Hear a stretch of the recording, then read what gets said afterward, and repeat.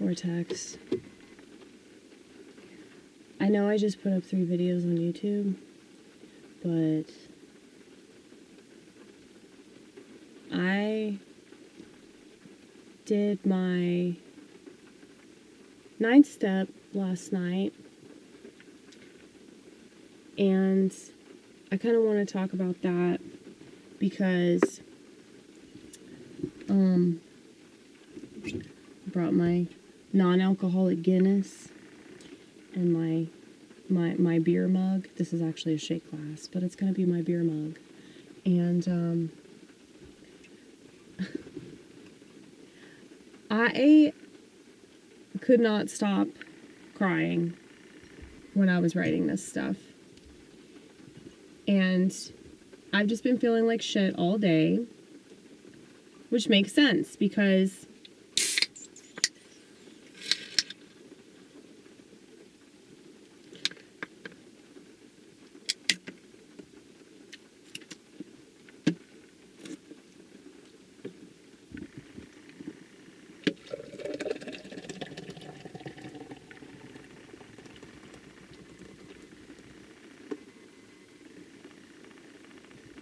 this probably seems really questionable what I'm doing. But then again, so does everything that I do in these videos. Drinking beer in my car, but it's non-alcoholic.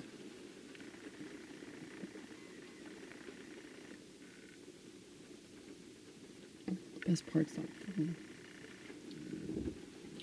That's why I'm like forcing myself to drink it, because I really don't like malt anything. But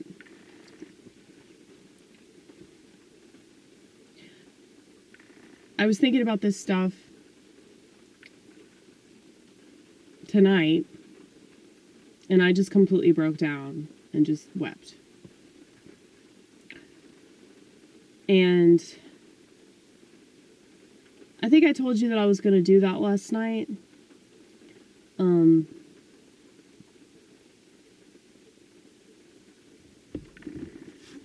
I'll just show you. This is what shadow work is, okay? Like,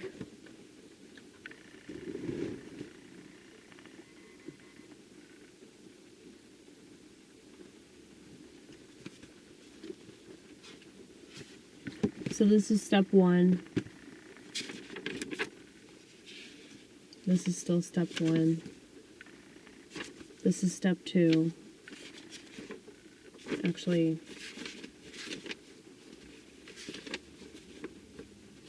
all that's step 2, okay? So, like, the first step's about admission of powerlessness and unmanageability. The second step is about believing in God. The third step is about making a decision to turn our will and our life over to the care of God as we understand Him. Now, I wrote this as a side note from Romans chapter 7. Lord, please show me how to perform that which is good. It's pretty simple, right? But for step 3, I was instructed by my sponsor to write down my own personal prayer. So I thought I'd share that with you guys because I want you to know like where I am spiritually, and why this work is so important to do. And if you want to be a better person, it doesn't matter if you believe in God, just pretend that you do, and eventually you will because He's real, okay? Lord, please show me how to utilize these gifts that I don't know are gifts. Please teach me how to make sense out of the chaos inside and outside of me. Please keep me from ruminating on negativity. Please protect me from any and all attempts to rob me of the peace that only you can provide. Please guide my steps so that I continue to walk in your light. Please grant me grace whenever I stumble over myself, as I so often do. Thank you, Lord. Thank you, Lord. Thank you, Lord.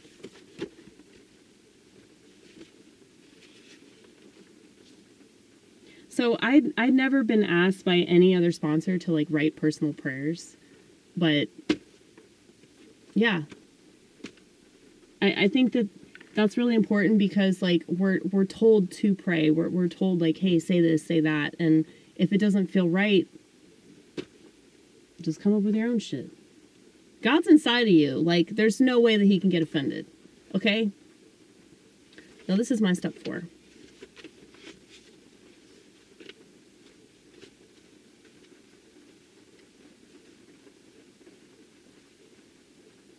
And so that's all about personal inventory. It's about fear. It's about sex. It's about a partnership. Okay. So step 5 is like disclosing that to a sponsor or a trusted friend. Back in 1939, when the Big Book was formulated, this could be a spouse. This could be a member of the clergy. It could be anybody. But there's this part in the Big Book that I swear was not in there the last time that I read it, like 18 years ago, it seems. But it says that it's better to meet God alone than with somebody that might not understand. And yeah, one of the reasons why I left the 12-step program is because there were a lot of people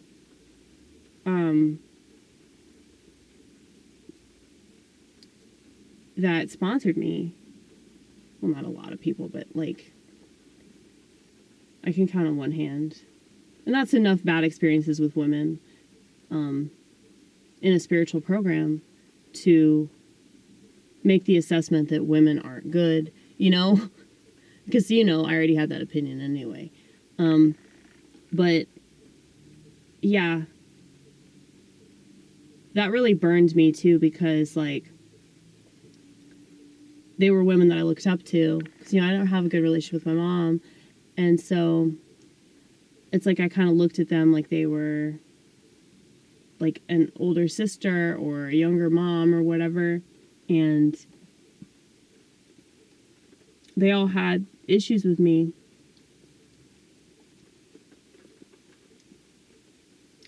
Which is understandable because, you know, I know that I'm a lot.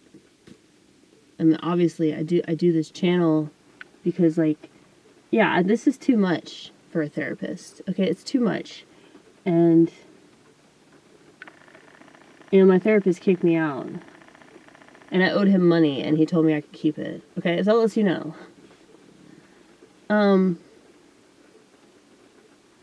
Yeah, I know that I'm hard to take, and so, like, being kicked out of therapist's office, psych ward,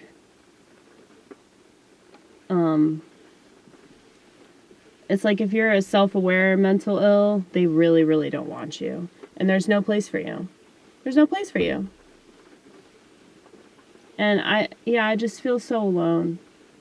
And it doesn't matter how many people tell me they understand, like, you're still not me, you know? Everybody's alone. Like, even people that are happily married or they have a family or whatever, it's like they're still alone in a sense. And I think that I'm really lucky to know that. But it doesn't make it that much easier. It makes it a little easier, I think, than for people to have to swallow that reality later on in life. But it's something that I've always known. But I guess the reason why I bring that up is because, like, all this step work, like, I'm realizing, like, all the bad things that I used to do. And so step 6 and 7 is all about, like, writing down defects of character. I don't really like that term. But that's okay. We can get over these things. So my sponsor had me write the defect, and then she had me write a virtue. So write what's bad about you, now write what the solution is to that. So for this is a really good one. Obsessiveness, control, pigeonholing, black and white thinking. That's the defect. The virtue is peace, release, open-mindedness, balance, calm. So, yeah.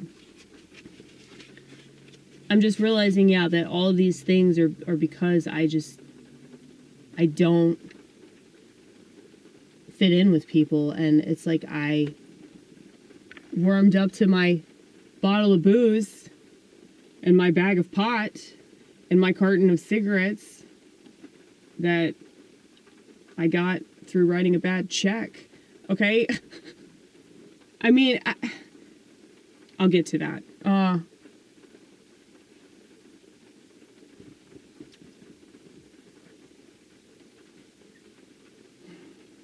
I'm just gonna let you know, I probably will cry in this video, okay? Considering what we were doing before we started shooting.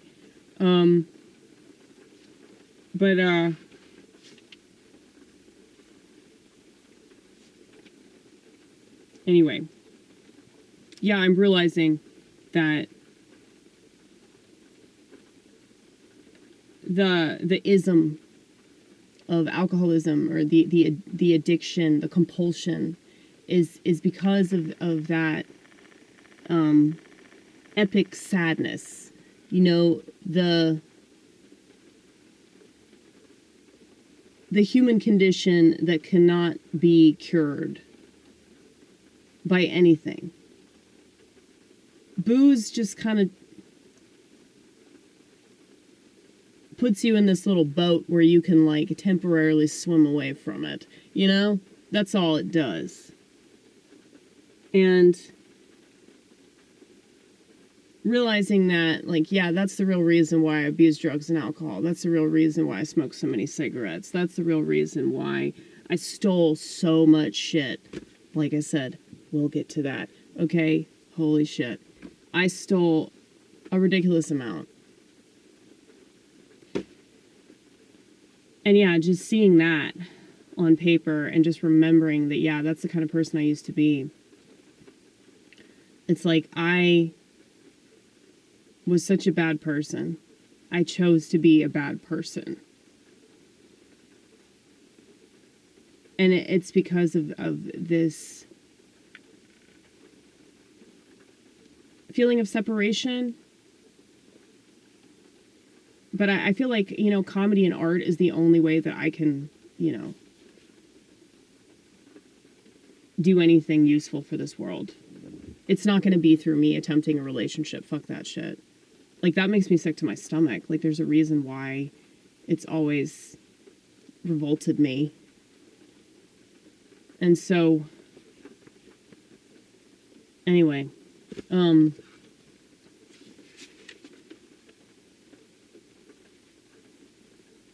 okay, so this is, like, step 8 is where we make that list of people we've harmed. Okay?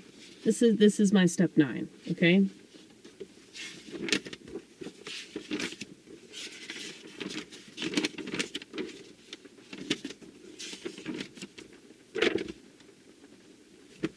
That's a lot.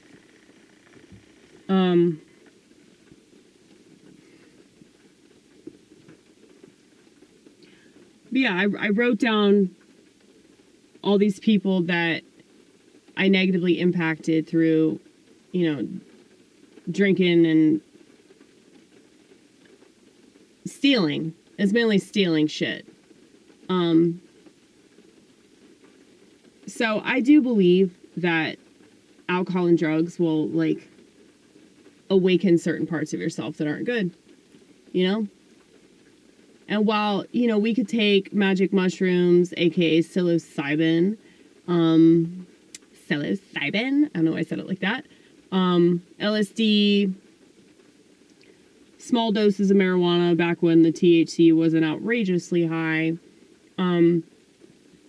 ecstasy. There are different drugs that you could do, like a small dose of it.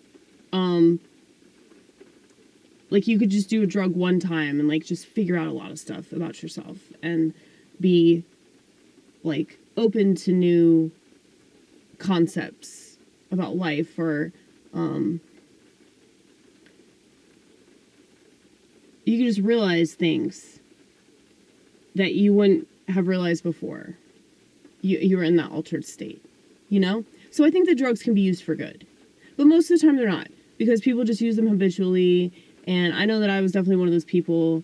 And when it comes to alcohol, like, I'm so grateful that I went down to the bitter end with that, and alcohol showed me how bad I could be. But one of those doors that it opened was stealing. You know, I was already was already pretty good at that because when I was younger, I dated this guy, and I'm not blaming him, but he taught me how to steal money from the cash register at this movie theater we worked at.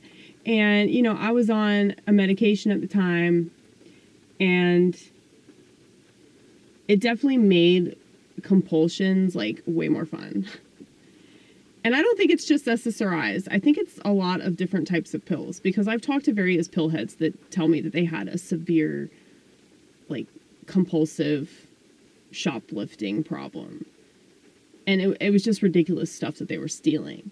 And so I'm not trying to get out of responsibility for all of these behaviors, but at the same time, like, if drugs can awaken you and make you realize things about yourself, then obviously that there are, like, multiple ways that they can alter you, you know? So while they can, like, open you up to another type of consciousness, they can do the opposite of that. And so a lot of the time people talk about being in a dissociative state. This can happen because of medications. This can happen because of alcohol. Obviously, you black out, you know? Well, I think that being on psych meds is kind of like a blue out, where it's like you can't really process things the way that you could, like, if you were totally sober. It's like you're still accountable for your actions, you know, even if you're not technically responsible for them because you're on a drug. Because a lot of the time people still choose to take these drugs, you know? And so that's why I say, like, I'm totally responsible for everything that I stole and just the choice that I made to be a piece of shit. And I can remember, like, every single time that I had to lie about, no, I have no idea what happened to that money. You know? Why would I take your money? Why would I do that? I'm not going to go buy liquor. And it's like, it was so bad, dude. Like, I was literally stealing everything I could steal. Like, alcohol, drugs, money, food. I went to this grocery store. I ended up working there too. Not at this specific grocery store, but I ended up working at Kroger. It's kind of funny. But I was smart enough to exit the store with a group of people. So if the alarm went off, they would have no idea who it was that set it off. And so, you know, if you want to know how to commit a crime successfully, you just gotta act like it wasn't you that did it. So I bought a case of beer. That was the only thing I purchased.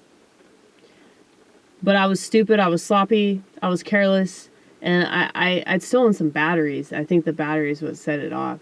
Because I'd stolen a bunch of food and, you know, deodorant and shit like that. Because, like, I couldn't afford anything because all I was buying was drugs and alcohol, right? And then eventually started stealing that shit too. So, yeah. I remember getting that case of beer, having this whole bag full of shit, and then having to just, you know, casually walk outside and, you know, be real chill for, like, maybe about 45 seconds, and then I just took off, sprinted to that liquor store that was in the same shopping center, and I called my drug dealer, had him come pick me up. But yeah, that's the kind of life I used to live, you know, like, and looking back on that, it's just, it's like, that's the reason why, like, Christianity means so much to me. And we carry a lot of stuff from the world. We carry a lot of stuff from our past and, you know, decisions that our parents made. Decisions that our generations made, the previous generations made. We hold that with us. It's like baggage, man. It's like we just carry it around everywhere we go.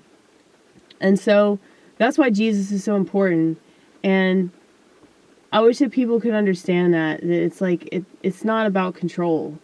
You know, a lot of this stuff is controlling you, and Jesus is here to set you free from all that. You know, so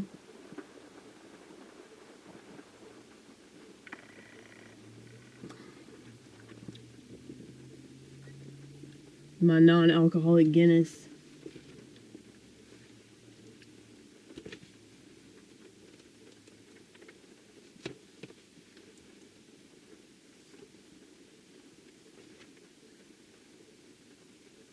But like a lot of these people though, it's like they were toxic in their own right. And some of them knew that I was stealing their shit, and they, you know, they just kept putting up with it. And you know, like this former friend of mine that I've told you all about, like, you know, I definitely took advantage of him, but he let me take advantage of him. And but I still have to own, like, my part of the situation. Like, you're a fucking thief, dude. You're a thief. You're a manipulator. You use people. And, I mean, it wasn't just the drugs and the alcohol, either. You know? I feel like I was more likely to be that way because of that. But I still had that in me. You know what I'm saying? So I don't think that drugs and alcohol, like, make you a certain way. I think that they expose that that is a part of you. And a lot of people aren't ready for that. Which is why they don't have any idea that they're an alcoholic, even though they're hiding liquor bottles all over the house. Makes no sense to me. And I really don't vibe with most recovering alcoholics because it took them that program to be honest with themselves. But, you know, I said this last night in a meeting that, like, it takes what it takes, you know, but, like, I never had an issue being honest with myself. And so I feel like one of the reasons why I you know, was drinking and stealing and all this shit, it was because I want to be like the world. Like, all right, I'll be dishonest. I'll be dishonest now. I'll give myself something I have to lie about. But it's like, I didn't know how to be good. I didn't know how to be the better version of myself. So I was like, okay, I'll just be a piece of shit then. And, you know, 12-step rooms, you're going to hear more honesty there than anywhere else in the world. Because people are at that place of desperation. And I guess that's really what it takes for people to realize the truth about their salvation, you know? Like, you have to be beaten down. I wish that wasn't the case, but typically it is.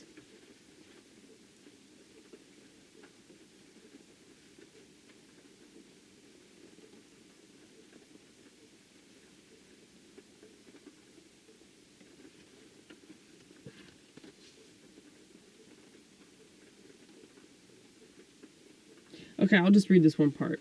Okay, I'm not going to read about the people that I fucked over. I'll just read you this one part about the liquor store that I got escorted out of. That was the last time I ever shoplifted. Okay. And it doesn't exist anymore. I think they changed owners, and it has a different name now. Del Rio Wine and Spirits. Escorted out of this liquor store for shoplifting. No telling how often I had done this. They said, "We know you've been doing this." I was extremely lucky that they didn't call the cops. The most humiliating day of my life. There was a dude who worked there. After several weeks of this behavior, he started looking at me differently. Your conscience is quite the reminder. Like, I'll never forget that. I'll never forget that, like, I noticed that he was looking at me differently.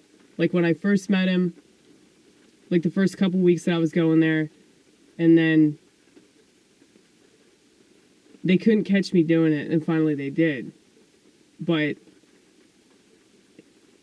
yeah, like, I just remember him kind of, like, wincing at me. Like, he knew what I was really about, so.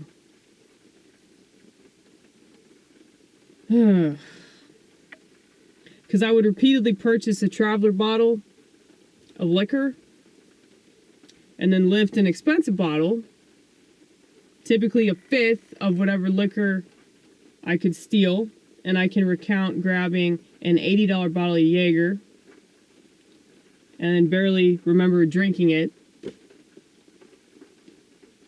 So, yeah, it's just like, I have to live with that. I have to live with the fact that I was that type of person, you know? And so,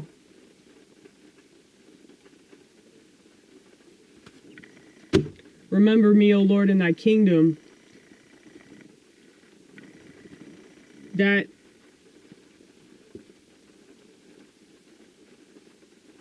That was spoken to Jesus during the crucifixion by the thief that was crucified next to him. And I think about that every single time. Every single time I take communion, I think about that.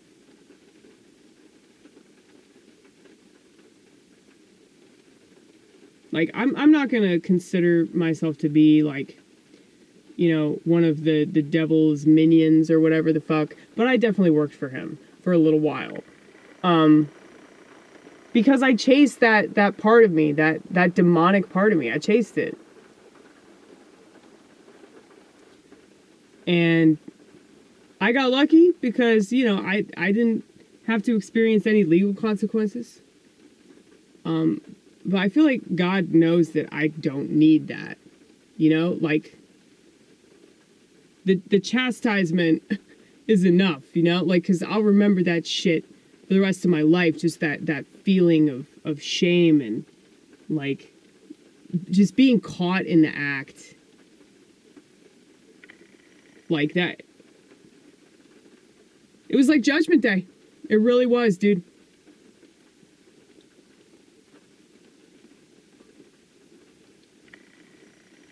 Because I knew that what I was doing was wrong. And there are plenty of people that drink liquor that don't lift liquor bottles. There are plenty of people that smoke weed that don't steal from their friends and their family. There are plenty of people that smoke cigarettes that don't write bad checks. You know, so totally blame myself. And they call addiction a disease. I don't really like that, but at the same time, I get why they do. I think it's easier for people to swallow that than it is for them to swallow the fact that they might just be a shit person, you know? But the hope in that is that if you're sick, God's the cure for that. And if you just want to live a better life, you have to accept those bad things that you've done. You have to accept that you have that in you. And if you can accept the bad, then the good will come. And that's only through faith. And like Jesus said, the faith of a mustard seed, motherfucker. He didn't say motherfucker, but I'm adding that because I want people to know that, yeah, even if you swear, even if you fornicate, even if you're homosexual, even if you're a liberal, God forbid. I used to be a liberal too. But yeah, like, he still wants you, dude. He still wants you.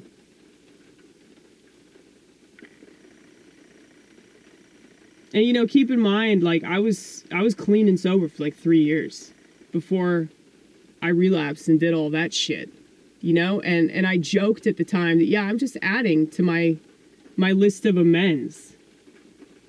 Like, it was a joke, you know? I guess God knew I was going to be a comedian, right? Cheers.